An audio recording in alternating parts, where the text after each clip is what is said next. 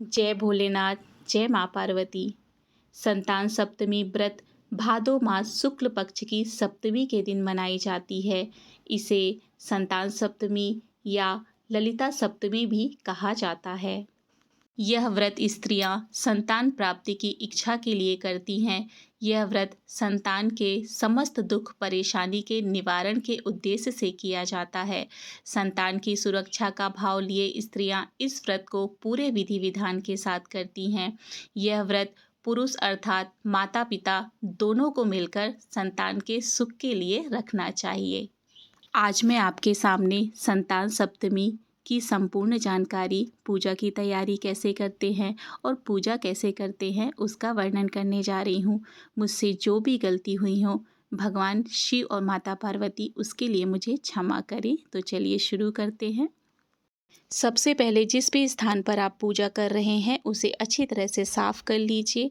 अब यहाँ पर मैंने एक पूजा की चौकी ली है।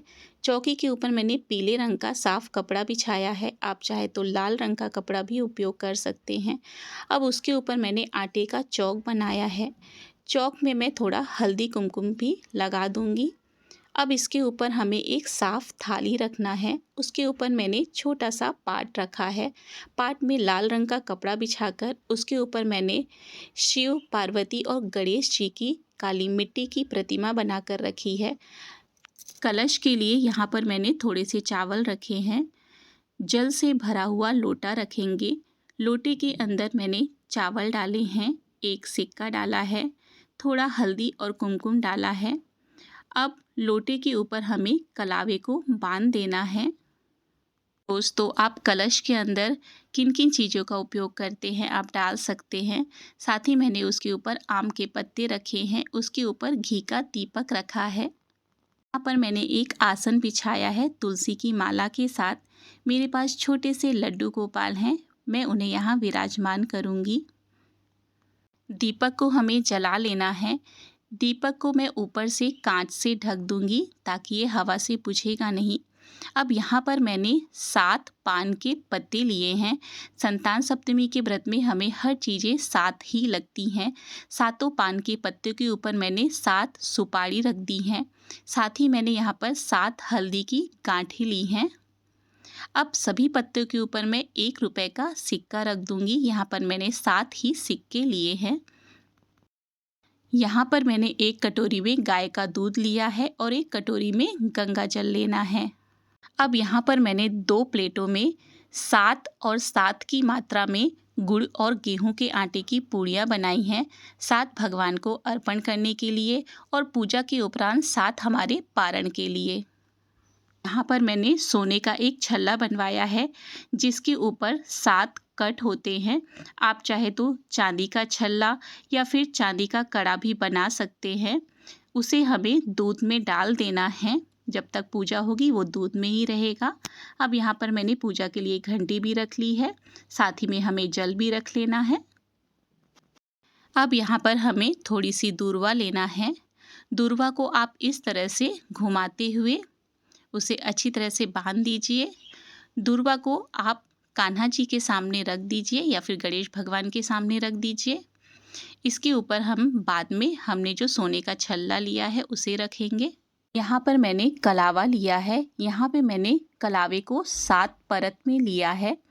अब हमें कलावे में 7 ही गांठ लगानी है। संतान सप्तमी का व्रत है ना, तो हमें इसमें 7 ही गठान लगानी है। इसी तरह का हम एक और कलावा बनाकर तैयार करेंगे, एक भगवान को अर्पण करने के लिए और एक अपनी कलाई में बांधने के लिए। पूजा शुरू करने के लिए भगवान का आवाहन करेंगे, 3 बार आचमन करेंगे और सभी भगवान को हमें जल से स्नान कराना है। सबसे पहले गणेश जी का, उसके बाद बाकी सभी देवतागण का। उसके बाद आप चंदन का तिलक लगा लीजिए, हल्दी का भी तिलक लगा लीजिए और कुमकुम का भी आप सभी भगवान को तिलक लगा लीजिए। साथ ही हमने जो पान के पत्ते रखे हैं उनमें भी हमें हल्दी, कुमकुम और चंदन का तिलक लगा लेना है। उनकी भी हमें साथ में पूजा करती जानी है। सभी भगवान को तिलक लगाने के बाद अब शंकर जी के ऊपर मैं थोड़ी सी भस्म चढ़ा दूंगी। शंकर जी को भस्म बहुत ही ज़्यादा प्रिय है, इसलिए आप भस्म ज़रूर चढ़ाइए। हमने जो भोग बनाया है, एक भोग के ऊपर दूर्वा या फिर फूल और दूसरे भोग के ऊपर तुलसी दल डाल दीजिए। अब गणेश भगवान, शिव जी और लड्डू गोपाल जी को जनेऊ समर्पित कर दीजिए। माता रानी को वस्त्र समर्पित करिए। सभी भगवान को वस्त्र समर्पित करेंगे। सभी सुगंधित फूल हमें भगवान को समर्पित करना है। साथ ही हमने जो पान के पत्ते रखे हैं उनकी भी हमें पूजा करती जानी है। भगवान को पुष्प समर्पित करने के बाद पान के पत्ते को भी हमें फूल चढ़ाना है। साथ ही हमें गौर, गणेश और कलश की भी पूजा करनी है, उन्हें भी फूल समर्पित करना है। फूल चढ़ाने के बाद लड्डू गोपाल जी को तुलसी दल चढ़ाएंगे। साथ ही गणेश भगवान, शिव जी और माँ पार्वती जी को बेलपत्र चढ़ाएंगे। गणेश जी को दूर्वा, शंकर भगवान को भांग, धतूरा, समी जो भी उन्हें पसंद है अर्पित करेंगे और माता पार्वती को सुहाग चढ़ाएंगे, श्रृंगार चढ़ाएंगे। भगवान जी को इत्र बहुत पसंद है, इसलिए आप उन्हें इत्र जरूर लगाएं। सभी भगवान जी को हमें इत्र समर्पित करना है। नारिकेलम समर्पयामि, नारियल समर्पित करेंगे। फलम समर्पयामि, फल समर्पित करेंगे। हो सके तो भगवान को 7 अलग अलग तरह के फल समर्पित करें। यदि 7 तरह के फल नहीं मिलते हैं तो आप एक ही फल को 7 की मात्रा में भगवान को समर्पित करिए। कलश को भी हमें फल समर्पित करना है। फलम समर्पयामि। साथ ही लड्डू गोपाल को भी हम फल समर्पित करेंगे।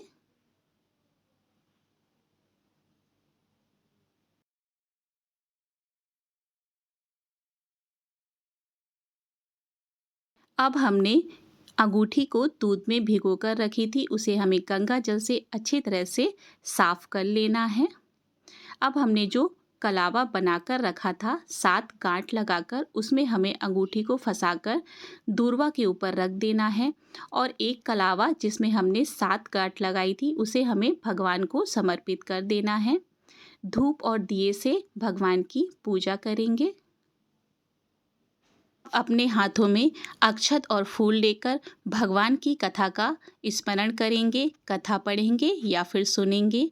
कथा के बाद भगवान की आरती करेंगे। आरती करने के बाद उसमें 3 बार पानी घुमाएंगे। पानी घुमाने के बाद भगवान को आरती देकर आप आरती स्वयं ले लीजिए, अपने परिवारगण को भी आरती दे दीजिए। अब भगवान का हमें भोग लगाना है। भोग लगाने के लिए भोग में 3 बार हमें जल घुमाना है। अब आप मन में जाप करिए, त्वमेव वस्तु गोविध्यम तुभ्यम समर्पयामि राम प्रसादी पाऊँ। हे प्रभु जी, आपका दिया हुआ आपको समर्पित है। जो भी रूखा सूखा है भोग लगाइए, भोजन ग्रहण कीजिए। उसके बाद आप फिर से भोग में 3 बार जल घुमा दीजिए, आचमनी करा दीजिए। जब भी आप भोग लगाए तो अपनी आँखों को बंद कर ही रखें। भोग लगाने के बाद भगवान को दक्षिणा अर्पित करें। गणेश भगवान को, माँ पार्वती जी को, सभी देवी देवतागण को दक्षिणा अर्पित करें। दक्षिणा के पश्चात भगवान को तांबूलम समर्पयामि, पान जरूर खिलाएं। अब हमें भगवान का होम लगाना है। आप चाहे तो हवन कर लीजिए, लेकिन यहाँ पर मैं उपले से, कंडे से होम लगा रही हूँ।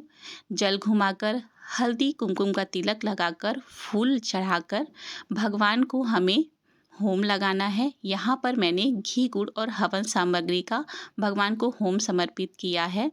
आप माता पार्वती, गणेश जी, शिव भगवान, सभी देवी देवतागण का ध्यान कर कर होम लगाइए। अपने कुल देवता, ग्राम देवता का भी स्मरण करके होम लगाइए। होम लगाने के पश्चात उसमें फिर से 3 बार जल घुमा दीजिए और प्रणाम कर लीजिए। पूजा के पश्चात हमने जो छल्ले को कलावे में लपेट कर रखा था, पुराने छल्ले को आप निकाल दीजिए और नए छल्ले को हमें सीधे हाथ की बीच वाली उंगली में धारण करना है। साथ ही हमने जो 7 गठान लगाकर कलावा तैयार किया था उसे भी हमें अपने सीधे हाथ में बांधना है।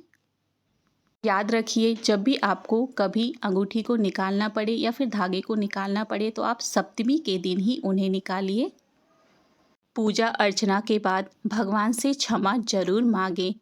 हे प्रभु, मैं आपको बुलाना नहीं जानती और ना विदा करना जानती हूँ, ना ही पूजा करना जानती हूँ। कृपा करके मुझे क्षमा करें। मुझे ना मंत्र याद है और ना ही क्रिया। मैं भक्ति करना भी नहीं जानती। यथासंभव पूजा कर रही हूँ। कृपया मेरी भूलों को क्षमा कर इस पूजा को पूर्णता प्रदान करें। मेरी पूजा स्वीकार करें। क्षमा याचना मंत्र। आवाहनम ना जानामि तवार्चनम, पूजा चैव ना जानामि, क्षम्यता परमेश्वरम। इस तरह पूजा संपूर्ण होती है। पूजा विधि और जानकारी में मुझसे जो भी गलती हुई है उसके लिए क्षमा करें। भगवान आप सभी की हर मनोकामना पूर्ण करें।